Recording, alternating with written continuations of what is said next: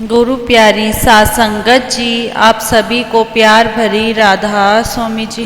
गुरु प्यारी सात संगत जी, उस कुल मालिक का नियम है कि हम किसी को जो कुछ भी देते हैं वह लौट कर हमारे पास वापस जरूर आता है।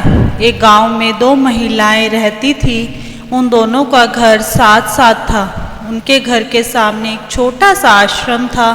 दोनों औरतें रोज इकट्ठी होकर उस आश्रम में सेवा करने जाया करती थी। उनके घर में खाने पीने की कोई कमी नहीं थी, पर दोनों औरतों के स्वभाव में जमीन आसमान का फर्क था। एक औरत गरीब थी पर बहुत दयालु थी। वह अपने सामर्थ्य के हिसाब से गरीबों की बहुत मदद करती थी। दूसरी औरत जो पैसे वाली थी बहुत कंजूस थी। उसके पास देने को बहुत धन था, पर वह किसी की भी मदद नहीं करती थी। एक बार दिन को बहुत धूप थी। शाम होते ही बादल गरजने लगे और बारिश होने लगी। वह अमीर कंजूस औरत उस समय खाना खा रही थी। उसके दरवाजे पर किसी ने दस्तक दी तो वह सोचने लगी कि कोई इस बारिश के मौसम में खाना मांगने आया होगा। तो उसने जल्दी जल्दी से भोजन खाना शुरू कर दिया और जल्दी में जितना खाना खा सकती थी खा गई और बाकी का खाना ढक कर रख दिया। जब उसने दरवाज़ा खोला तो उसके सामने एक साधु खड़े थे। वह बारिश में भीगे हुए थे। उस साधु ने उस कंजूस औरत से खाने के लिए रोटी मांगी। वह जानती थी कि इस तरह घर आए साधु महात्मा बहुत कुछ दे जाते हैं। इसी उम्मीद से उसने साधु को खाने के लिए दे दिया और साधु के चेहरे को देखती रही। साधु के चेहरे पर उसे चमक दिखाई दे रही थी। उस औरत ने साधु से कहा कि कितना भयंकर तूफान है। अमीरों का तो कुछ नहीं, पर गरीब लोग इतने आंधी तूफान में कहाँ जाएंगे।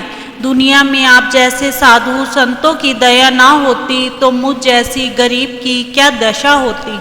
वह साधु बोला, माता, मैं इसीलिए तो तुम्हारे पास आया हूँ जो भूखे को रोटी और वस्त्रहीन को वस्त्र देता है और रहने के लिए आश्रय देता है, तो उसके लिए भगवान के दरवाजे हमेशा खुले रहते हैं।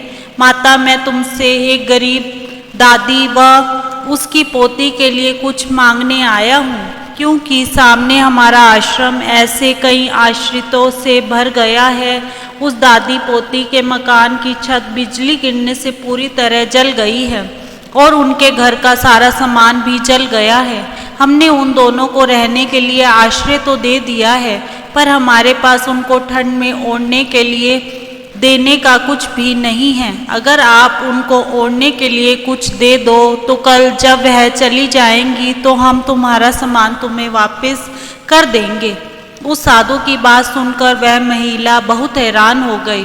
उसकी आवाज़ जैसे बंद सी हो गई और धीरे से बोली, महात्मा जी, हमारे गांव में अमीरों की क्या कमी है। गांव में बहुत बड़े बड़े सेठ हैं, उन सबको छोड़कर आपको मुझ गरीब का ही दरवाज़ा मिला था खटखटाने को। वह साधु बोला, माता, क्या तुम एक कंबल भी नहीं दे सकती। वह दादी और जो उसकी पोती है वह दोनों ठंड से काँप रही हैं। वह अंदर कमरे में गई। उसको दिवाली पर उसके भाई ने एक बढ़िया सा कंबल दिया था। वह मन में बोली, किसी को डालने के लिए मैं अपने भाई द्वारा दिया गया नया कंबल कैसे दे दूं। फिर उसने पुराने कंबल को लपेट कर रख दिया और फिर उसे याद आया कि यह पुराना कंबल तो मैं 5 साल से डाल रही हूँ, बहुत गर्म है, इसमें तो मुझे बिल्कुल भी ठंड नहीं लगती। कंबल देते देते वह रुक गई और बोली, दादी पोती पता नहीं कौन है, कहाँ से आई हैं। उसकी पोती पता नहीं कितनी बड़ी है, वह बीच में सुसु तो नहीं करती होगी। फिर उसे याद आया कि कुछ बीमार भी होते हैं, पता नहीं उनको भी कोई बीमारी ना हो, क्योंकि कुछ समय पहले भी ऐसे ही कुछ रोगी गांव में आए थे। उन्होंने जो सामान यूज़ किया था बाद में उसे जला दिया गया था कि यह बीमारी और लोगों में ना फैले। उस महिला ने सोचा, कहीं वह मेरे कंबल की भी वही हालत ना कर दे। इतना सुंदर कंबल वह कैसे जला देंगे। अभी तो यह कई साल और मेरे काम आएगा। यह सब सोचकर उस महिला ने एक पतली सी रजाई उठाई, तो फिर उसे ख्याल आया कि यह मेरी माँ ने मुझे दी थी। यह सोचकर उसने रजाई भी रख दी। फिर उसने एक फटी पुरानी चादर जो ऐसे ही दरवाजे पर लटकी हुई थी देखी, पर फिर उस महिला ने सोचा कि ऐसे बारिश के मौसम में यही चादर तो बारिश से दरवाजे को बचाती है, यह चादर मैं उसे कैसे दे दूं। फिर दुखी हृदय से एक बहुत ज़्यादा फटी पुरानी चादर को वह बाहर लेकर आ गई और साधु से बोली, महाराज यह चादर मैं आज आपको दे रही हूँ। मेरे पास आपको देने के लिए इससे ज़्यादा कुछ भी नहीं है। मेरे को तो आज पूरी रात ठंड में ठुठरना पड़ेगा। साधु वहाँ से निकलकर दूसरी महिला के घर गए और वहाँ जाकर भी साधु ने दादी और पोती की बात बताई तो उनकी बात सुनकर उस महिला का दिल पिघल गया। उसने कहा, रुकिए महाराज। यह कहकर वह महिला अंदर गई और अंदर से एक नया कंबल ले आई और कहा कि भगवान की दया से यह अभी मैंने नया लिया है, लीजिए आप इसे ले लीजिए। यह रजाई और यह चादर भी ले जाएं, ठंड में यह भी किसी के काम आ जाएगी। बेचारी दादी पोती जो ठंड में ठुठर रहे थे, मैं तो किसी तरह रात काट लूँगी। उस गरीब महिला ने जितना दिया उस साधु ने ले लिया। उस गरीब महिला ने करीब करीब अपने घर का सारा सामान उस साधु को दे दिया। साधु के जाने के बाद बारिश और तेज हो गई और एकदम तेज बिजली कड़कने लगी। वह दोनों औरतें बाहर खड़ी होकर साधु के बारे में बात कर रही थी। एकदम से भयंकर बिजली चमकी और उन दोनों के घर पर गिर गई। उनके घर में अचानक आग लग गई और पूरा सामान जल गया। वह दोनों महिलाएं बहुत रो रही थी।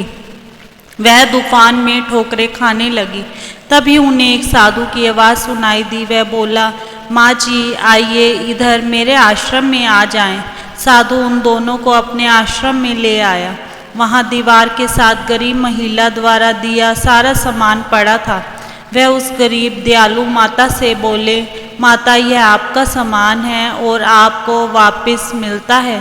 तुमने जो दान दिया था वह अपने लिए ही दिया था। तो वह बोली, महाराज वह दादी और पोती का क्या हुआ जिनके बारे में आप कह रहे थे।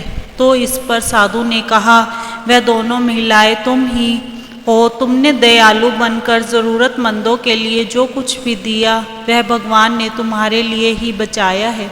दूसरी अमीर महिला की ओर देखकर साधु ने उसे फटी हुई चादर देते हुए कहा, माता यह आपका सामान है जो तुम्हें वापस मिलता है। साध संगत जी, उस कुल मालिक ने बहुत अच्छा नियम बनाया है कि जो हम दूसरों को देते हैं वही हमें लौट कर वापस मिलता है। साध संगत जी, जितना हो सके गरीबों की मदद करें और उस देने वाले को बार बार शुक्र करें। इसी के साथ इजाज़त चाहते हैं। मिलते हैं अगली साखी में। तब तक के लिए राधा स्वामी जी। अगर साखी अच्छी लगी हो तो कमेंट बॉक्स में राधा स्वामी अवश्य लिखें जी। राधा स्वामी जी।